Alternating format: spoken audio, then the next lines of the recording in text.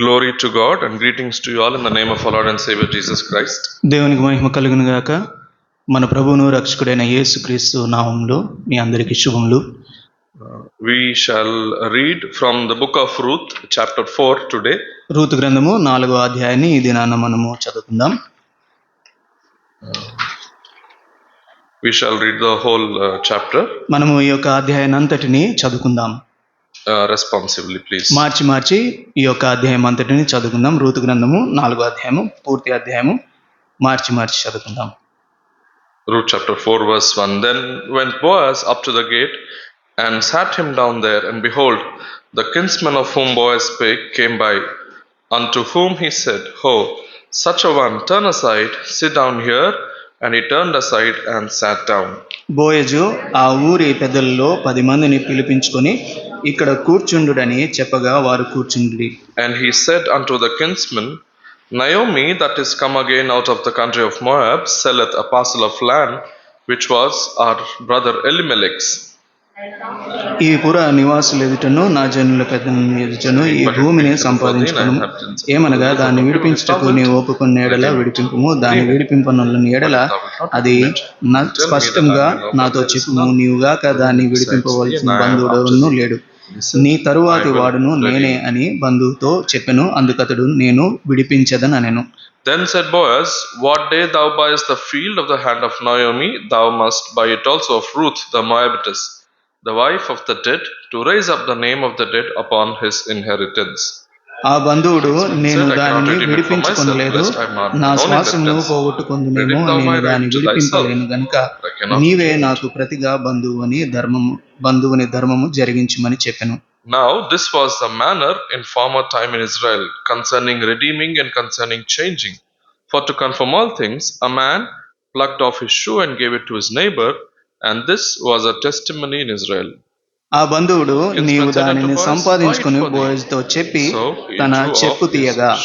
And Boaz said unto the elders and unto all the people, Ye are witnesses this day that I have bought all that was Elimelech's and all that was Chilion's and Mahlon's from the hand of Naomi. మరియు చనిపోయిన వాని పేరిట అతని శ్వాసమును స్థిరపరచినట్లును, చనిపోయిన వారు వాని పేరు అతని సహోదరుల నుండి అతని స్థలం యొక్క ద్వారం నుండి కొట్టివేయనట్లు నేను మహలోను భార్య మోయాబీయులను సంపాదించుకుని పెళ్లి చేసుకుని ఉన్నాను. దీనికి మీరు ఈ దినమున సాక్షులైనారని పెద్దలతోనూ ప్రజలందరితోనూ చెప్పెను. And all the people that were in the gate and the elders said, We are witnesses. The Lord make the woman that is come into thine house like Rachel and like Leah, which two did build the house of Israel. And do thou worthily in Ephrathah, and be famous in Bethlehem. ఎఫ్రాతాలో నీవు క్షేమాభివృద్ధి కలిగిన వాడవై బెత్లెహేములో నీవు ఖ్యాతి నొందుదుగాక.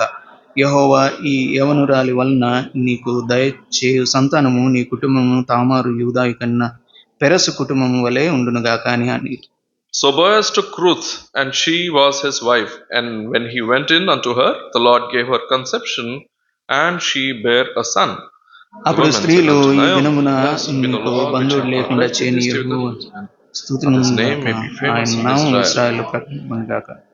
And he shall be unto thee a restorer of thy life, and a nourisher of thine old age. For thy daughter-in-law, which loveth thee, which is better to thee than 7 sons, hath borne him. అప్పుడు Naomi ఆ బిడ్డను తీసుకుని కౌగిలించుకుని వానికి దాది become nurse to it. And the women, her neighbors, gave it a name, saying, There is a son born to Naomi, and they called his name Obed. He is the father of Jesse, the father of David. పెరసు వంశావళి ఏదనగా పెరసు హెస్రోను కనెను, హెస్రోను రామును కనెను, Hezron begat Ram, and Ram begat Aminadab, Aminadab begat Nashon, Nashon begat Salmon, and Salmon begat Boaz, and Boaz begat Obed, and Obed begat Jesse, and Jesse begat David. May the Lord bless his word in our hearing. మన వినికిడిలో ప్రభు ఈ యొక్క వాక్యాన్ని దీవించును గాక. Look to the Lord in prayer. Loving Heavenly Father, Lord, we come into your presence, Lord, as we gather by your name, redeemed by your blood, yes, purchased by your death, burial, and resurrection, made a people unto thyself. You have purchased us from every tribe and every nation and every tongue, that we might sing and meditate upon the glory of the Lamb that was slain.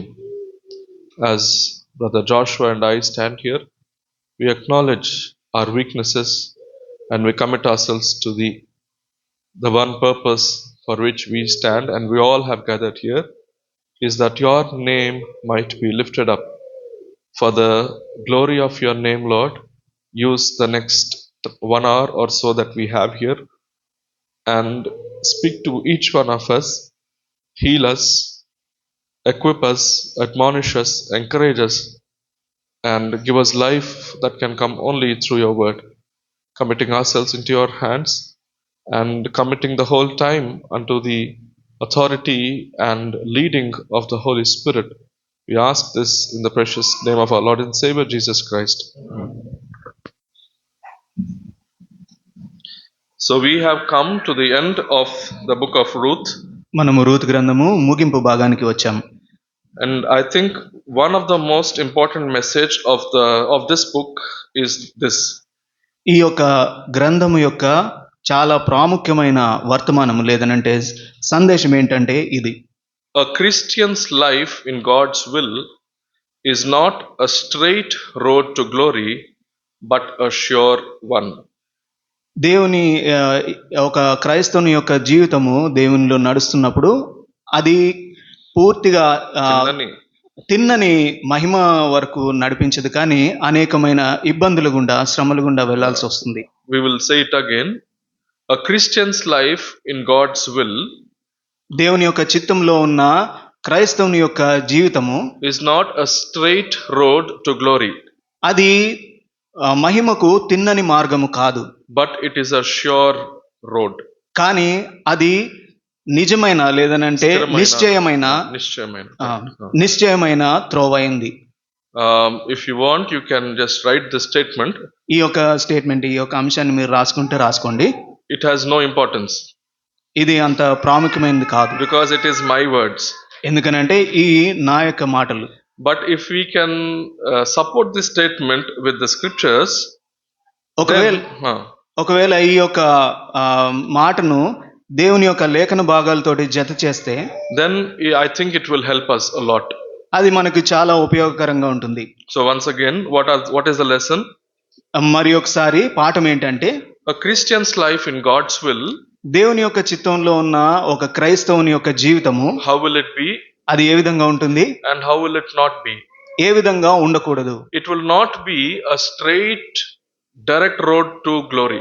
అది తిన్నగా మహిమను చేరే త్రోవలాగా ఉండకూడదు. The end is glory, ముగింపు అయితే మహిమ అయింది, but it does not go straight away there. కానీ ఆ మహిమకు తిన్నగా ఈ యొక్క మార్గం వెళ్ళదు. But it is a sure road. కానీ అది నిశ్చయమైన దారి లేదంటే దోవ. Surely leads to glory. అది ఖచ్చితంగా మనల్ని మహిమకే నడిపిస్తుంది. So if we want to think about the book of Ruth, 4 chapters in 4 words, మనము ఈ యొక్క రూత్ గ్రంథము 4వ అధ్యాయాన్ని 4 మాటల్లో చెప్పుకోవాలి అని అంటే, in the first chapter we see weeping Ruth. మొట్టమొదటిగా మనం చూస్తాము, మొదటి అధ్యాయంలో ఏడుస్తున్న లేదనంటే విలపిస్తున్న రూతును చూస్తాము. In the second chapter we see working Ruth. రెండవ అధ్యాయంలో మనము పని చేసే రూతును చూస్తున్నాము. Third chapter we see waiting Ruth. మూడవ అధ్యాయంలో వేచి ఉండే లేదనంటే సమయాన్ని గురించి వేచి ఉండే రూతుని గురించి చూస్తాము. And finally the fourth chapter, the wedding of Ruth. 4వ అధ్యాయము చివరిగా మనం చూసేది వివాహమాడిన రూతును చూస్తాం. So the fourth chapter is like the anticipated ending of this beautiful story. ఈ యొక్క 4వ అధ్యాయము ఈ కథలో ఎంతో మంచిగా ముగించే యొక్క అధ్యాయంగా ఉంది. So we know that it started with a famine. మనకు తెలుసు ఇది మొట్టమొదటిగా కరువుతోటి ఆరంభించబడింది. And it ended with a feast, a wedding feast. తర్వాత ఇది వివాహ విందుతోటి ముగించబడింది. It started with deaths. మొట్టమొదటిగా ఇది మరణంతో ఆరంభించబడింది. The death of Elimelech. ఎలిమెలెకు యొక్క మరణము. The death of Mahlon and Chilion his sons. మహలోను, కిలియోను, ఎలిమెలెకు యొక్క కుమారులు వారి యొక్క మరణం ద్వారా ఆరంభించబడింది. But in the end it ended with the birth of a son. కానీ ఇక్కడ చివరికి వచ్చేటప్పటికి ఈ అధ్యాయము చివరి భాగంలో ఇది ఒక పుట్టుక లేదనంటే ఒక శిశువు యొక్క జననంతో ముగించబడింది. It started with weeping, మొట్టమొదటిగా ఇది ఏడుపుతోటి ఆరంభమైంది. but it ended with joy. All the sisters of the women there were singing with joy. అక్కడ చూడండి, స్త్రీలందరూ కలిసి ఎంతో సంతోషిస్తున్నారు. ఎందుకు అని అంటే అది సంతోషంతో ముగించబడింది. It started with Naomi being empty. మొట్టమొదటిగా నయోమి చాలా రిక్తురాలిగా ప్రారంభించబడింది. Yes, she uses that word. She says, I am empty. ఆమె అన్నది నేను రిక్తురాలనయ్యాను. But at the end, she has a baby in her hands. కానీ ఇప్పుడు ఆమె యొక్క చేతిలో ఒక శిశువు ఉన్నది. In the book starts with a journey. ఈ యొక్క పుస్తకము ఒక యాత్రతోటి ప్రయాణంతోటి ఆరంభించబడింది. A journey to Moab and a journey back to Bethlehem. మొట్టమొదటిగా మోయాబు వైపు ప్రయాణము, తిరిగి బెత్లెహేం వైపు రాక. But when it ends with a settled family. అయితే ఇప్పుడు ఒక స్థిరపరచబడిన కుటుంబంతోటి అంతమైంది లేదంటే ముగించబడింది. So we see here the whole things have changed by chapter 4.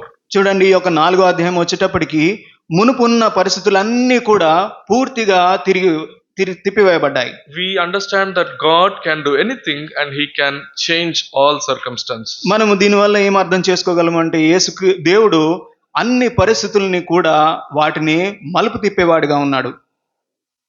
There is a song in Telugu, మంచి పాట ఉంది, ఏమైనా చేయగలవు కథ మొత్తం మార్చగలవు. It was became very famous. The 4 chapters we see that song says God can do anything and he can change the entire story. కాబట్టి ఈ యొక్క 4 అధ్యాయాలు మనం చూసినప్పుడు ఈ చివరి అధ్యాయంకి వచ్చేటప్పుడు దేవుడు ఏమైనా కానీ చేయగలడు, ఏ పరిస్థితినైనా కానీ మార్చగలడు. But the thing is, if you are like me, we want that change immediately. ఒకవేళ నాలాగా ఉంటే ఆ యొక్క మార్పు వెనువెంటనే కావాలని కోరుకుంటాను. If it does not happen, we get worried. ఒకవేళ అది వెంటనే అవ్వకపోతే ఎంతో కలవరం చెందుతాను.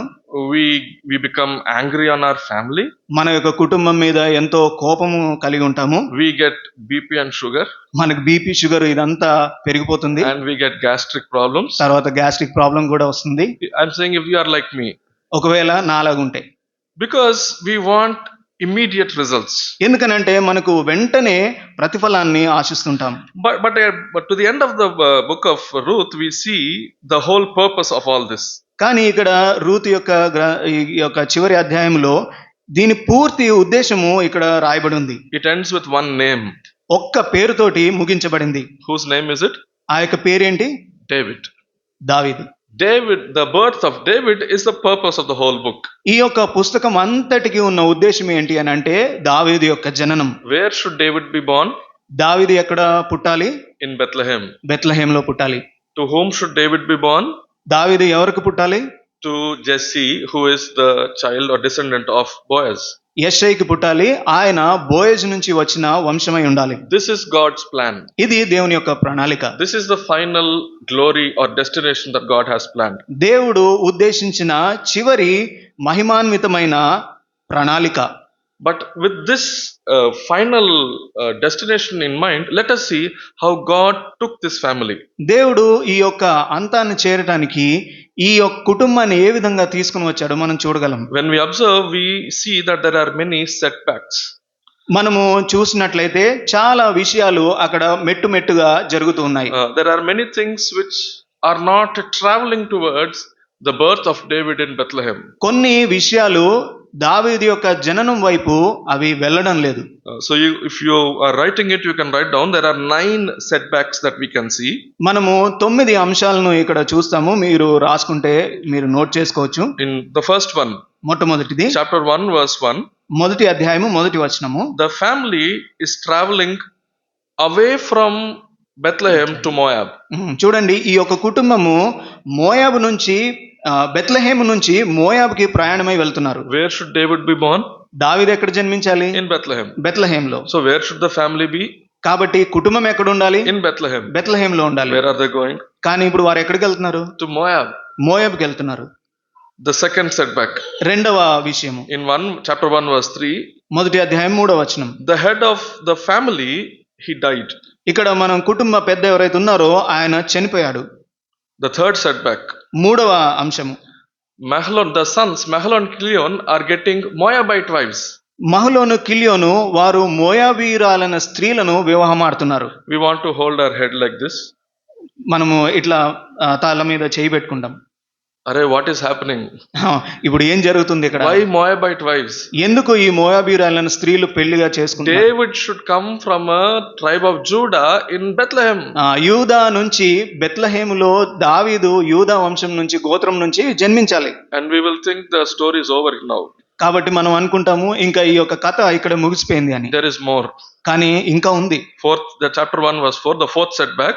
మొదటి అధ్యాయం 4వ వచనం 4వ అంశము. Both the wives, or both the women of the house were barren for 10 years. చూడండి, వీరు 10 సంవత్సరాలు గొడ్రాళ్ళుగా ఉన్నారు ఈ స్త్రీలు ఎవరినైతే పెళ్లి చేసుకున్నారు. In chapter 5 and fifth setback in chapter 1 verse 5.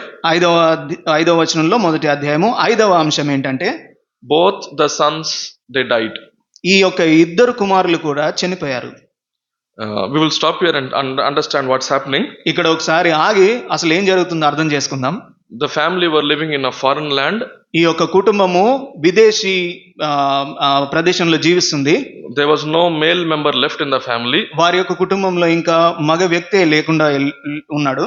And we want to ask God, what are you doing? మనము ప్రభువుని అడగవచ్చు, ప్రభు ఏం జరుగుతుంది, ఏం చేస్తున్నారు? How will a baby be born in this family who are settled in Moab? ఏ విధంగా మోయాబులో స్థిరపడిన ఈ కుటుంబంలో ఒక శిశువు జన్మిస్తాడు? In the sixth setback we see in chapter 1 verse 21. 6వ అంశాన్ని చూస్తాము. మొదటి అధ్యాయము 21వ వచనంలో Naomi says, I went full but I brought back empty. Naomi గారు అంటారు, నేను సమృద్ధిగా వెళ్ళాను కానీ ఇప్పుడు రిక్తురాలిగా తిరిగి వచ్చాను. And the seventh setback, 7వ అంశము, we read in chapter 2 verse 2. 2వ అధ్యాయము 2వ వచనంలో చూస్తాం. There was no one to provide for these two women who are here. ఇక్కడ ఉన్న ఈ ఇద్దరు స్త్రీలకు పోషణ కొరకైనా ఎవరు తెచ్చి సంపాదించేవారు లేరు. Ruth was going to glean in the field. Ruth ఆ యొక్క పొలంలో పరిగెను వేరుకోవడానికి వెళ్ళింది. It is the job of a foreigner and a poor one who has no money. ఈ యొక్క విదేశీ స్త్రీ తన దగ్గర డబ్బు లేని పరిస్థితిలో ఈ పని చేస్తున్నారు. In our words, no job security. కాబట్టి మన మాటల్లో చెప్పాలి అంటే ఉద్యోగానికి ఎటువంటి గ్యారెంటీ లేదు. And the eighth setback, 8వ అంశము, when we thought that Boaz will come into the family, మనము అనుకున్నప్పుడు బోయజు వారి యొక్క కుటుంబంలోనికి వస్తాడు అని, and we think it is all good now, the story is going good. ఇప్పుడు మనం అనుకున్నాము ఈ యొక్క కథ అంతా బానే జరుగుతుంది. Chapter 3 verse 12, కానీ 3వ అధ్యాయము 12వ వచనం వచ్చేటప్పటికి we suddenly understand there is another relative more closer than Boaz. Boaz కంటే ఇంకా సమీప బంధువుడైన ఒక వ్యక్తి ఉన్నాడు. Just when the story was reaching the end, ఇక్కడ కథ ఎప్పుడైతే ముగిస్తుంది అని అనుకున్నప్పుడు a third person is entering. 3వ వ్యక్తి ప్రవేశిస్తున్నాడు. And the ninth setback, 9వ అంశం ఏంటి అంటే chapter 4 verse 4, 4వ అధ్యాయము 4వ వచనంలో what does he say? ఇక్కడ ఏం చెప్పబడింది? I will, in the end, he says, I will redeem it. నేను సిద్ధంగానే ఉన్నాను అని చెప్తున్నాడు. And we are very worried. ఇప్పుడు నేను విడిపిస్తానని చెప్తున్నాడు. మనం ఇప్పుడు కలవరం చెందుతాం. And because we think, no, you should not redeem, Boaz should redeem it. మనం అనుకుంటాము, లేదు నువ్వు విడిపించొద్దు, బోయజే విడిపించాలి అని.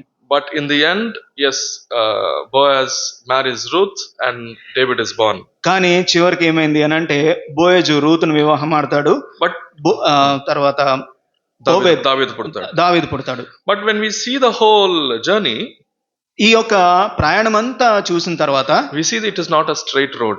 ఇది మనం చూస్తే తిన్నని మార్గంలా కనిపించదు. It tells us something about the way God works in our lives. ఇది దేవుడు మన జీవితంలో ఏ విధంగా పని చేస్తాడు అనే మార్గాన్ని చూపిస్తుంది. When God wanted to make Abraham the father of nations, ఈ అబ్రహామును ఈ దేశాలకు లేదనంటే జనాంగానికి తండ్రిగా చేస్తానని ప్రభు అన్నప్పుడు he gave him everything except children. ఆయన అన్ని అబ్రహాంకి ఇచ్చాడు కానీ పిల్లలు మాత్రం లేరు. What would we expect? మనం ఏమనుకుంటాం, మనం ఏం ఆశిస్తాము? That Abraham would be full of families, will be full of sons because it is God's promise. మనం ఏమనుకుంటామనంటే అబ్రహాము ఎక్కువ సంతానాన్ని కలిగి ఉన్నాడు కాబట్టి దేవుని యొక్క వాగ్దానాన్ని బట్టి జరిగిందని. But it is not God's way. కానీ దేవుని యొక్క మార్గము ఆ విధంగా లేదు. but God is still working in all these setbacks. కానీ ఈ యొక్క వెనుకబాటు విషయాలన్నిటిలో కూడా దేవుడు ఆయన ప్రణాళిక కలిగి ఆయన పని చేస్తున్నాడు. I want to walk again through these 9 setbacks మరి ఒకసారి ఈ యొక్క 9 విషయాలను మీకు మళ్ళీ పంచాలనుకుంటున్నాను. and see between the lines what God was doing. ఆ యొక్క మధ్యలో ప్రభు ఏం చేస్తున్నాడో మనం గమనించగలం. In my notes I wrote it with another color నేను నా యొక్క నోట్స్ లో వేరే కలర్ తోటి రాసుకున్నాను ఈ విషయాలు. because it shows what I am seeing and what God is doing. నేను ఏదైతే చూస్తున్నానో కానీ దేవుడు ఏం చేస్తున్నాడు అనేది నేను ఈ యొక్క అంశాలను గుర్తించి రాశాను. The first setback, మొట్టమొదటి అంశం the ఏంటంటే family was traveling away from Judah to Moab. మొట్టమొదటిగా ఆ యొక్క కుటుంబము యూదా ప్రదేశం నుండి మోయాబు ప్రదేశానికి వెళ్తున్నారు. But God planned a return journey. కానీ దేవుడు వారి యొక్క తిరుగు ప్రయాణాన్ని కూడా ప్రణాళిక చేసి ఉంచాడు. Second, the head of the family died. రెండవది ఏంటి అనంటే ఈ యొక్క కుటుంబపు పెద్ద మరణించాడు. But God planned to bring Boaz into the family. కానీ దేవుని యొక్క ప్రణాళిక బోయజ్ను ఆ యొక్క కుటుంబంలోనికి తీసుకొని రావడం. Are you seeing this? If Elimelech was still alive, Boaz would not come in. గమనించగలరా? ఇక్కడ ఎలీమెలకు ఒకవేళ నిజంగా ఆయన ఇంకా జీవంతో మరణించి ఉండకుండా ఉంటే బోయజ్ ఈ కుటుంబంలోకి వచ్చేవాడు కాదు. The third setback, మూడవ విషయము, they got Moabite wives. వారికి మోయాబు స్త్రీలు వారు తీసుకున్నారు. That was God's plan to bring Ruth. ఆ యొక్క దేవుని యొక్క ప్రణాళిక ఏంటి అని అంటే ఆ మోయాబు దేశంలో నుండే రూతును తీసుకుని రావాలి అని. They were barren for 10 years. వారు ఆ యొక్క దేశంలో 10 సంవత్సరాలు గొడ్రాలుగా ఉన్నారు. But what was God's plan? కానీ దేవుని యొక్క ప్రణాళిక ఏంటి? A son should be born not in Moab but in Bethlehem. మోయాబులో ఒక శిశువు అంటే మగబిడ్డ జన్మించాలి. ఆయన మోయాబులో కాదు కానీ బెత్లెహేంలో జన్మించాలి. Both the sons died. Mahlon and Kilion died. మహలోను కిల్యోను ఈ యొక్క ఇద్దరు కుమారులు చనిపోయారు. This is the place where we held our heads. మనం ఈ యొక్క స్థలంలోనే మన యొక్క తలలు పట్టుకుంటాం. But God had plan of uprooting them from Moab. కానీ మోయాబు నుంచే దేవుడు పైకి తీసుకొని రావాలి, uproot, పెరికివేయాలి అంటే అక్కడే తుంచి వేయాలని దేవుడు ప్రణాళిక కలిగి ఉన్నాడు. If there was no deaths, these women will not come to Bethlehem at all. ఒకవేళ అక్కడ మరణం సంభవించకపోతే ఈ యొక్క స్త్రీ బెత్లెహేముకి వచ్చేది కాదు. So the sixth one, Naomi went full and came back empty. ఆరో అంశము మనం చూస్తే నయోమి సమృద్ధిగా వెళ్ళింది, రిక్తురాలిగా తిరిగి వచ్చింది. But God had a companion with her, that is Ruth. కానీ దేవుడు ఆమెకు ఒక సహచరిని ఇచ్చారు, ఆమె Ruth. In the seventh one, they had no provider and they had no food. ఏడో అంశము, వారికి ఎటువంటి పోషణ లేదు, వారికి తినడానికి కూడా ఆహారం లేదు. In that, God planned the meeting with Boaz in his field. ఆ యొక్క సందర్భంలో దేవుడు ఒక ప్రణాళిక కలిగి ఉన్నాడు బోయజ్ యొక్క పొలంలో పని చేయడానికి. The eighth setback we read, there is another relative more closer than Boaz. ఎనిమిదవ అంశాన్ని చూసుకున్నాము, బోయజ్ కంటే ఇంకా సమీపమైన బంధువుడు ఒక ఆయన ఉన్నాడు. But God planned that the law must be uplifted. కానీ దేవుని యొక్క ప్రణాళిక ఏంటి అని అంటే ధర్మశాస్త్రము అది పైకి ఎత్తబడాలి అని.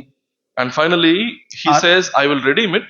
చివరిగా 9వది, నేను the other redeemer, he says, I will redeem it. ఆయన అన్నాడు నేను విడిపిస్తాను అని అన్నాడు. But God planned that he would want the field but not the widow. కానీ దేవుని యొక్క ప్రణాళిక ఏంటో చూడండి, ఆయనకు పొలాన్ని కోరుకున్నాడు కానీ విధవరాల్ని కోరుకోలేదు. So after the story is over, ఈ యొక్క పూర్తి కథ అయిపోయిన తర్వాత we look back and see, మనము వెనక్కి తిరిగి చూసినప్పుడు and we understand God's ways. మనము దేవుని యొక్క మార్గాల్ని అర్థం చేసుకోగలం. And we now are happy that God was working in all these things. ఇప్పుడు మనం ఎంతో సంతోషంగా ఉంటాం. ఎందుకు అని అంటే దేవుడు వీటి వెనకాల అంతటిలో కూడా ఆయన ప్రణాళిక కలిగి పని చేస్తున్నాడు. But our lives are being written now. Our lives are being written, or there it is going on now. కానీ మన జీవితాలు ఇంకా నడుస్తూ ఉన్నాయి. So in our lives we are confused. మన యొక్క జీవితాల్లో మనం ఎంతో కలవనంతో ఉన్నాం. We see setbacks. మనము ఈ యొక్క అంశాలను చూసాము. We see the hurdles. అడ్డంకులను చూసాము. And we see the things going against God's promise in our lives. దేవుని యొక్క వాగ్దానాలు మన జీవితంలో వాటికి విరుద్ధంగా వెళ్ళే విషయాలను చూస్తున్నాం. and we are waiting for deliverance, మనము విడుదల కొరకు వేచి ఉన్నాము. and we become very worried. మనం ఎంతో కలవరంతో చింతిస్తున్నాం. Is this not true in our lives? ఇది మన జీవితంలో నిజం కాదా? I have a sister, my sister back in India, she is suffering with a rare disease. నాకు సిస్టర్ ఉన్నారు, ఆమె ఇండియాలో ఉంటున్నారు. మనం ప్రార్థిస్తున్నాం. ఆ సిస్టర్కి ఒక అనారోగ్యంతో బాధపడుతున్నారా, అది చాలా అరుదుగా వచ్చేది. Just 8 months back she was very active, moving around and in ministry, very in serving the Lord. 8 నెలల క్రితము ఆమె ఎంతో మంచిగా పనిచేయ చేస్తూ ఉన్నారు. And now she has the whole body is weak and she cannot even get up from the bed. కానీ ఇప్పుడేమో ఆమె పూర్తి శరీరం బలహీనమైపోయి లెగడానికి కూడా అవ్వట్లేదు. My heart yearns that she should be healed quickly. నా యొక్క హృదయము ఎంతో వేదనతో ఉన్నది, ఆమె త్వరగా కోలుకోవాలి అని. Wherever I go, that melancholy, that sadness is always there. Though I am rejoicing, yet I am sorrowful. నేను ఎక్కడికి వెళ్ళినా కానీ, ఒకవేళ పైకి నవ్వుతూ ఉన్నా కానీ ఆ యొక్క బాధ నాకు ఉన్నది. My mother is suffering from high stage of osteoporosis where calcium is low. Calcium చాలా తక్కువగా ఉన్న ఆ అనారోగ్యంతో మా అమ్మగారు బాధపడుతున్నారు. And I want a healing in her lives and restoration in our family. ఆమె యొక్క జీవితంలో కూడా స్వస్థత, అదేవిధంగా కుటుంబంలో కూడా మొత్తం అంతా సర్దుబాటు అవ్వాలని కోరుకుంటున్నాను. I'm sure dear brother Joshua also has similar situations. నా యొక్క జీవితంలో కూడా అలాంటి విషయాలే ఉన్నాయి. We all have questions. మనందరికీ ప్రశ్నలు ఉన్నాయి. We don't come here as perfect people. మనము సంపూర్ణమైన వ్యక్తులుగా ఇక్కడికి రాలేదు. But when we gather together, కానీ మనం ఎప్పుడైతే ఈ విధంగా కూడుకుంటామో, why do we gather? మనం ఎందుకు కూడుకుంటాం? We gather here all the more as we see the day approaching, so that we may encourage one another. మనం ఎందుకు కూడుకుంటాము అని అంటే, దేవుని యొక్క దినము రాబోతుంది కాబట్టి ఒకరినొకరు ప్రోత్సహించుకోవడానికి, to exhort each other that we should continue in the love of the Lord. మనల్ని ఒకరినొకరు హెచ్చరించుకోవడానికి, దేవుని యొక్క ప్రేమలో ఇంకా ముందుకు కొనసాగాలి అని, to tell each other like that it is okay, God has a plan and he will bring it to pass. మనం ఒకరినొకరు చెప్పుకొని అంతా జరుగుతుంది, సవ్యంగా ఉంటది కాబట్టి మనము దేవుని మార్గాల్లో నడుచుకోవాలని చెప్పుకోవడానికి. Because when we are in the world, our faith can become very low. మనము ఈ యొక్క లోకంలో ఉన్నప్పుడు మన యొక్క విశ్వాసము చాలా కృషించిపోయే అవకాశం ఉంది. The heart is deceitful above all things. మనం చూస్తాం కదా, ఈ యొక్క హృదయము అన్నిటికంటే మోసకరమైనది. The Bible talks about the evil heart of unbelief. మనము చూస్తాము దేవుని యొక్క వాక్యంలో ఈ యొక్క చెడు హృదయము అనేది చెడు విషయాలతో ఆలోచనతో ఉంటుంది. దుష్ట హృదయము, విశ్వాసం లేని దుష్ట హృదయము. That is an evil heart which does not believe in the Lord. ఈ యొక్క దుష్ట హృదయము దేవునిలో అసలు విశ్వాసం ఉంచదు. And we have to encourage each other. కాబట్టి మనల్ని ఒకరినొకరు ప్రోత్సహించుకోవాలి. What will we say to each other? మనము ఒకరినొకరు ఏం చెప్పుకోవాలి? We will not tell as the worldly wisdom. మనము ఏదో భూలోక సంబంధమైన జ్ఞానాన్ని బోధించము. What do the worldly people say? భూలోక సంబంధమైన వ్యక్తులు ఏం చెప్తారు? They will say in life there is good and bad. జీవితంలో మంచి చెడులను ఉంటాయి. You have to accept all things. కాబట్టి అన్నిటిని మనము అంగీకరించాలి. You have to be patient. మనము ఓపికగా ఉండాలి. We should be clear that is not what the Bible says. మనము చాలా స్పష్టంగా ఉండాలి. దేవుని యొక్క వాక్యము అది చెప్పడం లేదు. The truth, there is a truth that is taught in the Bible. దేవుని యొక్క వాక్యములో నిజము, వాస్తవము మనకు నేర్పించబడింది ఏంటంటే, this truth will set us free. ఈ యొక్క సత్యమే మనల్ని స్వతంత్రులుగా చేస్తుంది. This truth is there is a design in our life and hence a designer. ఈ యొక్క నిజం ఏంటి అని అంటే, మన జీవితము నిర్మించబడింది, ఆ యొక్క నిర్మించబడిన జీవితానికి ఒక సృష్టికర్త, నిర్మాణకుడు ఉన్నాడు. There is a plan in our life and therefore there is a planner. మన జీవితంలో ఒక ప్రణాళిక ఉంది, ఆ యొక్క ప్రణాళిక కలిగిన ప్రణాళిక వేసిన దేవుడు ఉన్నాడు. There is a plot in our life, a story, and therefore an author. మన యొక్క జీవితంలో ఒక కథ ఉంది, ఆ యొక్క జీవితానికి కథకుడు ఉన్నాడు. There is a decree or a command or a will given to us and therefore there is a supreme king. మన యొక్క జీవితంలో శాసనము లేదంటే దేవుని యొక్క చిత్తము ఉంది, దానికి సంబంధించిన అత్యున్నతమైన దేవుడు ఉన్నాడు. There is a time for everything, a duration of for every situation in our lives, and above all this there is the Alpha and Omega who is the beginning and end. మన జీవితంలో జరిగే ప్రతి పరిస్థితికి ఒక సమయము నిర్దేశించబడింది, కానీ మనకు ఉన్న దేవుడు ఆల్ఫా ఒమేగా ఉన్నాడు. Nothing is accidental.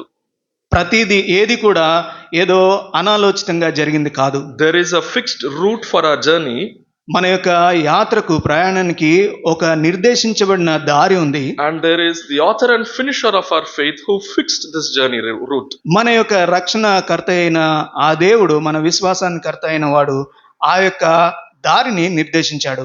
There are good works that God has ordained for us to do in this life, మన జీవితంలో దేవుడు కొన్ని మంచి పనులను చేయడానికి ఆయన నిర్దేశించాడు. and there is one who equips us and gives us reward for all these things. ఈ అన్నిటికీ కూడా ఒక ఆయన ఉన్నాడు. ఆయనే ప్రతిఫలాన్ని, బహుమానాన్ని అనుగ్రహిస్తాడు. So when we don't understand this, we should look at God. మనము ఇవి అర్థం కానప్పుడు దేవుని వైపు చూడాలి. Then we understand that this is something beyond our capability to understand. మనము అది గ్రహించలేనంత, మనకు ఆలోచనకు మించిన విషయాలుగా ఉంటాయి. He will do things in his own way. అయితే దేవుని యొక్క మార్గాల్లో, ఆయన ఆలోచనలోనే ఆయన అన్ని జరిగిస్తాడు. We are like this woman who went to the tomb of Jesus. మనము ఏ విధంగా ఉన్నాము అని అంటే, యేసుక్రీస్తు సమాధి దగ్గరకు వెళ్ళిన ఒక స్త్రీలాగా. In Luke chapter 24, లూకా సువార్త 24వ అధ్యాయము, these two women were going to the tomb. ఈ యొక్క ఇద్దరు స్త్రీలు ఆ సమాధి దగ్గరకు వెళ్తారు. What were they discussing? వారి యొక్క సంభాషణ ఏంటి? What were they discussing? వారు ఏం మాట్లాడుకుంటున్నారు? They had one very big problem. What is the big problem? పెద్ద సమస్య ఏంటి? సమస్య ఏంటి? Who will move the stone? ఎవరు ఆ యొక్క రాతిని తొలగిస్తారు? Why did they want the stone moved? ఎందుకు ఆ యొక్క రాతిని తొలగించాలని కోరుకున్నారు? They wanted to embalm Jesus' body with the spices and oils. వారు యేసుక్రీస్తు ప్రభు వారి యొక్క శరీరాన్ని తాము తెచ్చిన సుగంధ ద్రవ్యాలతోటి రాయాలనుకున్నారు. And they came. వారు వచ్చారు అక్కడికి. And they saw the tomb. అక్కడ వారు సమాధిని చూశారు. The stone rolled away. సమాధి ఏమో రాయి దొర్లించబడి ఉంది. Tomb was empty. అక్కడ సమాధి ఖాళీగా ఉంది. And a question. అక్కడ ప్రశ్న, Why seek ye the living among the dead? మీరు మృతుల్లో సజీవుడైన వాడిని మృతుల్లో ఎందుకు వెతుకుతున్నారు? He is not here, he is risen. ఆయన ఇక్కడ లేడు, ఆయన లేచి ఉన్నాడు. Chapter 24 verse 4. 24వ అధ్యాయము 4వ వచనం. ఇందును గూర్చి వారికేమీ తోచక ఉండగా ప్రకాశమానమైన వస్త్రములు ధరించిన ఇద్దరు మనుషులు వారి యొద్ద నిలువబడిరి. Yes, we will read till 6. 6వ వచనం వరకు. వారు భయపడి వీరు సజీవుడైన వాణ్ణి మీరు ఎందుకు మృతుల్లో వెతుకుతున్నారు?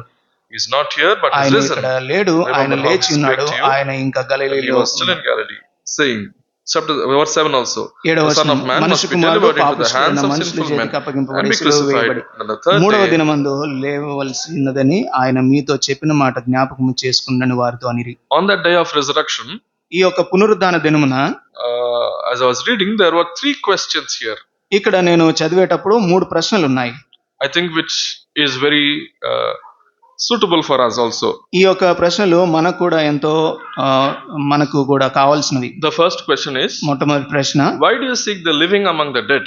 సజీవుడైన వారిని మీరు ఎందుకు మృతుల్లో వెతుకుతున్నారు? Jesus is living. మన ప్రభువు ఆయన జీవించే వ్యక్తి. Where should we seek him? మనము ఎక్కడ ఆయన వెతకాలి? At the throne. ఆయన్ను సింహాసనం మీద Not at the వెతకాలి, tomb. సమాధిలో కాదు. But our minds are so fixed upon the tomb. కానీ మన యొక్క మనసులంతా ఈ సమాధి మీదే దృష్టి ఉంచాయి. And therefore we go there with weeping eyes. కాబట్టి మనము అక్కడికి చాలా ఏడుస్తున్న కళ్ళతోటి వెళ్తూ ఉంటాం. The second question. రెండవ ప్రశ్న, 2 disciples are walking on the road to Emmaus. ఇద్దరు శిష్యులు ఎమ్మాయి గ్రామానికి వెళ్తూ ఉంటారు. And in chapter 24 verse 17, 24వ అధ్యాయము 17వ వచనంలో Jesus asks them a question. ప్రభు వారిని ఒక ప్రశ్న అడుగుతాడు. What is the question? ఆ ప్రశ్న ఏంటి? What manner of communications are these that ye have one to another as ye walk and are sad? 17. మీరు నడుచుచు ఒకరితో ఒకరు చెప్పుకొనుచున్న ఈ మాటలేవని అడగగా వారు దుఃఖముఖులై నిలిచిరి. They were sadly communicating with each other. వారు ఎంతో దుఃఖంతో ఇద్దరు మాట్లాడుకుంటున్నారు. So the question is, ఇక్కడ ప్రశ్న ఏంటంటే, what are you talking with each other? మీరు ఏమి ఒకరితో ఒకరు చెప్పుకుంటున్నారు? What are we talking with each other? ఒకరితో ఒకరు ఏమి మాట్లాడుతున్నారు? What are we talking at home? మనం ఇంట్లో ఏం మాట్లాడుతున్నాం? Are we talking about all the setbacks? మనము ఈ యొక్క అడ్డంకులు అన్నిటి గురించి మాట్లాడుతున్నామా? Oh, we are going to Moab. మేము మోయాబ్కి వెళ్తున్నాము, Oh, there are no men in the family. అక్కడ కుటుంబంలో ఎటువంటి పురుషులు ఏమి లేరు. You see the reply that they gave. ఇక్కడ వారు ఇచ్చిన జవాబు ఏంటంటే, It is almost a funny way of what they say. ఇక్కడ వారు ఎంతో హాస్యాస్పదంగా చెప్పే విషయం. Verse 20 and 21. 21వ వచనంలో They told him about what all happened, and he said, "We'll read together." And how the chief మన priests ప్రధాన and our యాజకులను rulers అధికారులను delivered him to be condemned to ఆయన్ని death ఎలాగ and have crucified him. But we trusted that it had been he which should have redeemed Israel. And besides all this, this today is the third day since these things were done. What were they saying? వారు ఏమంటున్నారు ఇక్కడ, The rulers have crucified him, ఆ అధికారులు ఆయన్ను సిలువ వేశారు, but we thought he would redeem Israel. కానీ మేమనుకున్నాము ఆయన ఇశ్రాయేలును విమోచించబోతున్నాడు అని. Do you understand their words? వారి యొక్క మాటలను అర్థం చేసుకుందామా? It is like our words. అవి మన మాటల్లాగే We ఉన్నాయి. thought he would redeem Israel, మేము అనుకున్నాము ఆయన ఇశ్రాయేలును విమోచిస్తాడని, but he was crucified. కానీ ఆయన సిలువ వేయబడ్డాడు. What is the irony in this? ఇందులో వింతేంటి? He redeemed Israel by being crucified. ఇశ్రాయేల్ని ఆయన సిలువ వేయబడ్డం ద్వారానే విమోచించాడు. But see how closed our eyes are. కానీ వారి యొక్క కన్నులు ఏ విధంగా మూయబడ్డాయో చూడండి. The road to glory is not a straight one, but a sure one. కాబట్టి ఈ యొక్క మహిమకు వెళ్ళే మార్గము తిన్నది కాదు, కానీ అది నిశ్చయమైనది. The redemption of Israel is not according to what they thought, but according to what God has planned. ఇశ్రాయేలు విమోచన వీరు అనుకున్నట్టు కాదు, కానీ దేవుడు తలచినట్టుగా ఉంది. What is the third question? మూడవ ప్రశ్న ఏంటి? In chapter 24, verse 38. 24వ అధ్యాయము 38వ వచనము. A beautiful question. ఇక్కడ ఒక చాలా మంచి ప్రశ్న. And he said unto them, Why are ye troubled? And why do thoughts arise in your hearts? అప్పుడు ఆయన, మీరెందుకు కలవరపడుచున్నారు? మీ హృదయములలో సందేహములు పుట్టనేలా? This is the question that the Lord is bringing to us. ఇది మన ముందు ప్రభు తీసుకొస్తున్న ప్రశ్న. Why are you troubled? ఎందుకు మీరు కలవరపడుతున్నారు? Why do thoughts arise in your hearts? ఎందుకు సందేహాలు మీ హృదయాల్లో పుడుతున్నాయి? What will you answer? మీ యొక్క జవాబు ఏంటి? Yes, Lord, good question. ప్రభువా, మంచి ప్రశ్నే. Come, I will give you a list why I'm troubled. నా యొక్క సమస్యలన్నీ ఒక పట్టి ఇస్తాను, రండి. So see, Lord, so much of sickness I have. ప్రభువా, ఇదిగో చూడండి, ఎంతో అస్వస్థత ఉంది నాకు. So much of family problems I have. ఎంతో కుటుంబ సమస్యలు ఉన్నాయి నాకు. I have stress in my job. నాకు ఉద్యోగంలో ఎంతో ఒత్తిడి ఉంది. I have these many problems. ఇవన్నీ కూడా నాకు సమస్యలుగా ఉన్నాయి. Will we answer like that? మనం ఆ యొక్క జవాబులు ఇస్తామా ప్రభు? What will Jesus say? ప్రభు ఏమంటున్నాడు? Behold my hands and my feet, it is I myself. నేనే ఆయన్ను అనుటకు నా చేతులను నా పాదములను చూడుడి. In effect, Jesus is saying, ఇంకా ప్రభు ఏం చెప్తున్నాడు అని అంటే, why are you troubled? ఎందుకు మీరు కలవరపడుతున్నారు? Why do thoughts arise in your hearts? ఎందుకు మీ హృదయాల్లో సందేహం ఉండడం? Do you not know, do you not see that I am living? చూడండి, నేను సజీవమైన వాడినని మీరు చూడడం లేదా?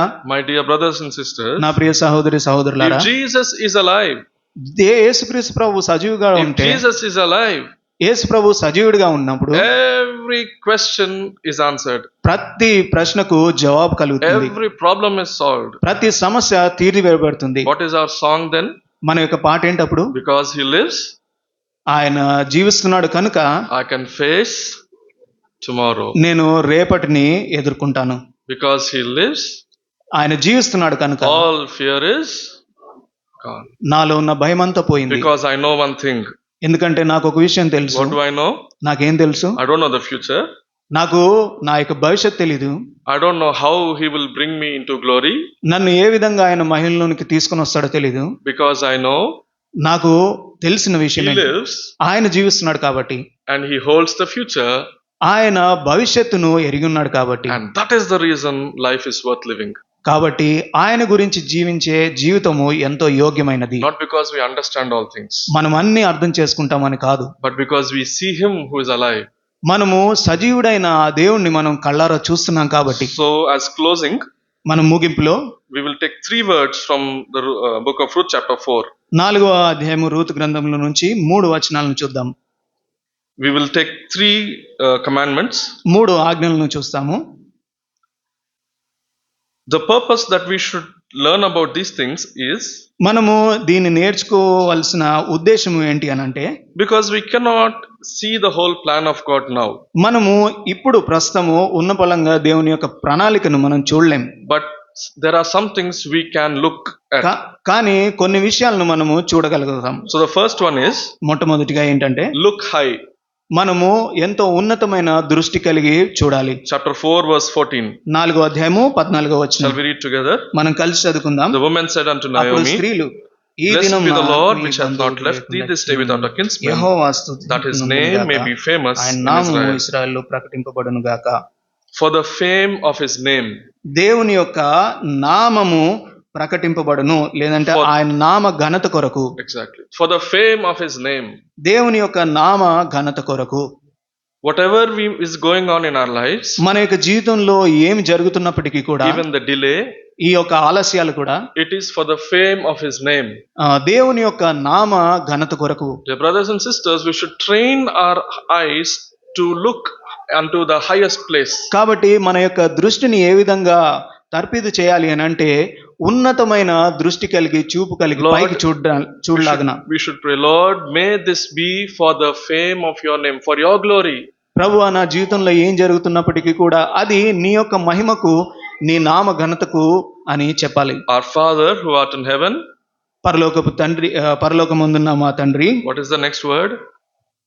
Hallowed be thy name. నీ నామము ఘనపరచబడును గాక. This is what I pray for first and foremost. ఇది నేను మొట్టమొదటిగా ప్రార్థించాల్సిన This విషయం. is what I want with all of my heart. నా యొక్క హృదయపూర్వకంగా ఉద్దేశించవలసిన My విషయం life ఇది. does not matter. నా యొక్క జీవితము మాత్రము అది కాదు, కానీ My comforts do not matter. నా యొక్క సౌఖ్యాలు ఏమీ కాదు, My dreams do not matter. నా యొక్క ఆశలు లేదంటే నా యొక్క స్వప్నాలు ఏం కాదు. Only one thing. కేవలం ఒక విషయమే, The glory of your name. దేవుని యొక్క నామ ఘనత. That your name may be famous in Israel. కాబట్టి ఇశ్రాయేలులో దేవుని యొక్క నామము ఘనత నొందును గాక. The second commandment. రెండవ ఆజ్ఞ, Look far. చాలా దూర దృష్టి కలిగి చూడాలి. Look far. దూరంగా చూడాలి. Chapter 4 verse 22, the last words. 4వ అధ్యాయము 22వ వచనము చివరి భాగం. We see Obed begat Jesse and Jesse begat David. 21వ వచనము, బోయజు ఓబేదును కను, ఓబేదు యెషైను కను, యెషై దావీదును కనెను. Till now, the whole incident was about one small family in Bethlehem. ఇప్పటి వరకు కూడా బెత్లెహేములో ఉన్న ఒక చిన్న కుటుంబాన్ని గురించిన విషయమే. We think an old grandmother is holding her baby and they are happy. It is a good thing. మనము ఇక్కడ చూడగలం ఏంటి అని అంటే, ఒక చాలా వృద్ధురాలైన అమ్మమ్మ, ఆమె ఒక బాబుని ఎత్తుకొని ఉంది. మనము అంతవరకే మనం చూస్తాం. But God is looking 3 generations later. కానీ దేవుడు మాత్రము 3 తరాలు ముందుగా చూస్తున్నాడు. From this little baby will come David.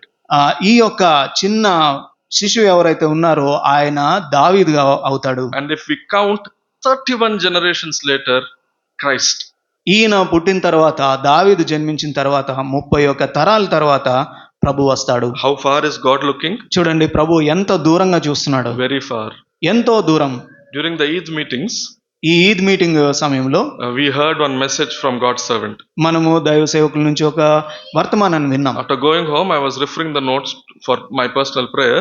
నేను నా యొక్క వ్యక్తిగత ప్రార్థనలో ఆ నోట్స్ ని చూస్తున్నాను. One thing I wrote about Moses. నేను ఒక విషయం మోషే గురించి రాసుకున్నాను. When uncle was preaching, he said, uncle చెప్పేటప్పుడు ఆయన ఏమన్నారంటే, Moses chose the insult. మోషే అవమానాన్ని ఆయన ఏర్పరచుకున్నాడు, ఎన్నుకున్నాడు.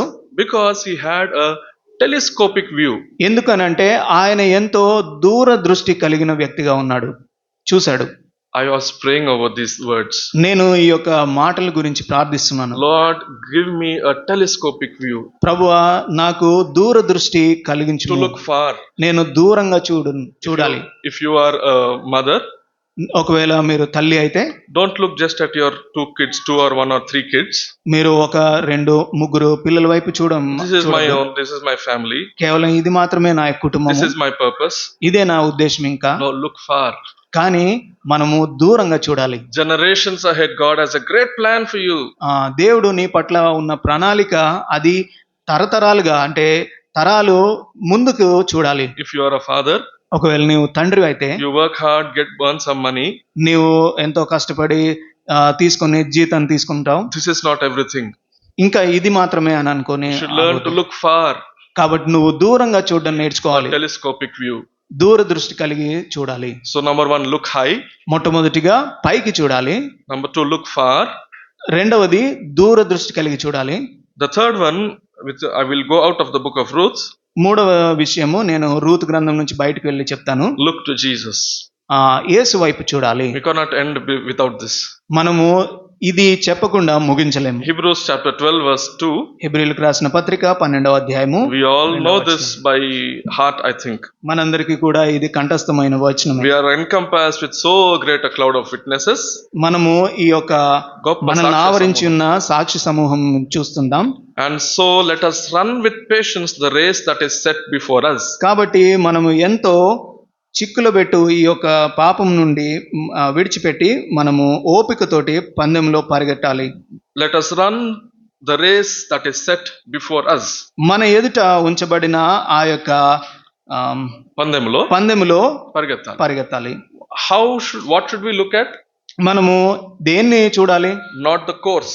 ఈ యొక్క పరుగు పందెంలో ఉండే దాన్ని కాదు. Not the way. ఆ యొక్క మార్గాన్ని కాదు. Whom should we look at? మనం ఎవరిని చూడాలి? We'll read together verse 2. రెండవ వచనము. Looking unto Jesus, the author and finisher of our faith. విశ్వాసమును కర్తయగు దాన్ని కొనసాగించువాడు. Looking unto Jesus. యేసు వైపు చూచుచు. He alone matters. ఆయనే మన He alone సరైన is విషయం. enough. ఆయన మనకు చాలిన వ్యక్తి. If we have eyes to look unto Jesus, మనము యేసు వైపు చూసే కన్నులను కలిగి ఉన్నప్పుడు we will finish the race. మనము ఆ యొక్క పందాన్ని ముగిస్తాం. The day we stop looking unto Jesus, ఎప్పుడైతే మనము యేసు వైపు చూడకుండా ఉంటామో doubts will come in our hearts. మన యొక్క జీవితంలో అనుమానాలు వస్తాయి. And we will start deviating from God's path. దేవుని యొక్క మార్గం నుంచి మనము వైదొలిగే వారంగా ఉంటాం. Therefore, the book of Ruth has a happy ending. కాబట్టి ఈ యొక్క రూతు పుస్తకము ఎంతో సంతోషంతో ముగించబడింది. And the whole story has reached to a wonderful end. ఈ యొక్క కథ అంతా కూడా ఎంతో అద్భుతమైన అంతానికి చేరుకుంది. But we see that it was not direct path. కానీ మనం చూస్తే అది తిన్నని మార్గంగా లేదు. There were many twists and turns. అనేకమైన మలుపులు ఉన్నాయి. If we keep looking only at the route, we will get very worried and will become weak in faith. మనము ఒకవేళ దారిని మట్టుకే చూస్తే మన జీవితంలో ఎంతో బలహీన పడిపోతాము, So let us learn to look high. కాబట్టి మనము పైకి చూడాలి, look far, ముందుకు చూడాలి, and look to Jesus. అదే విధంగా యేసు వైపు చూడాలి. May the risen Lord help us and keep us to continue and finish our journey. తిరిగి లేచిన దేవుడు మన యొక్క జీవిత ప్రయాణాన్ని కొనసాగించలాగున సహాయం చేయనుగాక. దేవుడి వాక్యాన్ని దీవించునుగాక.